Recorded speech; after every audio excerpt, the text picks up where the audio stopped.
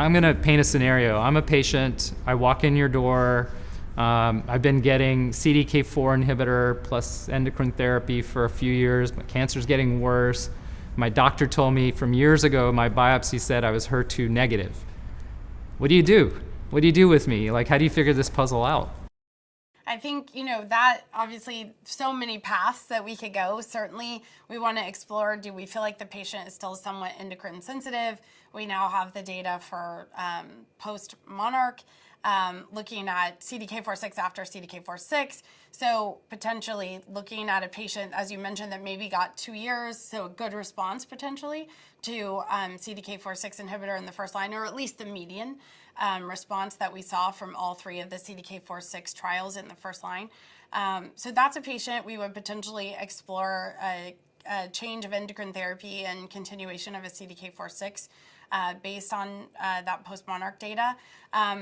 Also, we would at that point, of course, be sending NGS to look for other targeted options, looking for the presence of actionable mutations or alterations such as ESR1, PIK3CA, AKT, PTEN, and so on, not only in FDA-approved sort of therapeutic options, but also for potential clinical trial eligibility.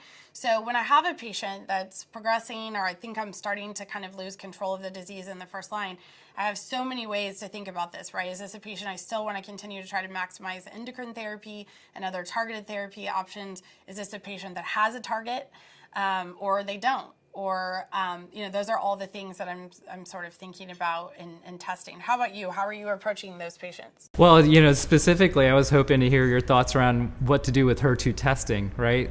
Because one of the things in that patient that I just sort of hypothetically described is DB06, while it was also really good about defining maybe a little bit better how low we can go, it also nicely moved up this option a little bit faster of getting an antibody drug conjugate a little bit sooner. So I think it just takes more importance to know that somebody's not just HER2 negative, but you want to know if they're 1+, ultra low, 2+. So I just really do think it's incumbent on us to test the tissue properly and know if somebody has HER2-driven disease versus HER2 low disease or ultra low. So that's really kind of what I was worried about. I so appreciate that, and I can tell you that the medical learners in my clinic really hate, I think, this change, because no longer does saying something like hormone positive, HER2 negative in my clinic fly. We want much more specifics. I'm like, okay, time out, what does that mean? The estrogen receptor is what? The progesterone receptor is what? The HER2 is what by IHC? What is the FISH? Do we have next generation sequencing testing? Those are all the things. It's really no longer as simple as HER2 positive or negative as you so eloquently pointed out. And I think, I'm not envious of centers that I was talking to a person, a colleague who had referred someone for a second opinion recently, and she had indicated to me that in their practice for the past several years that they had only been doing HER2 testing by FISH.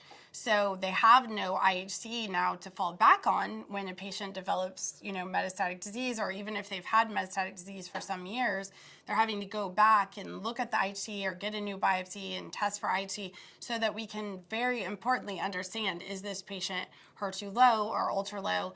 Because obviously that has very important therapeutic implications.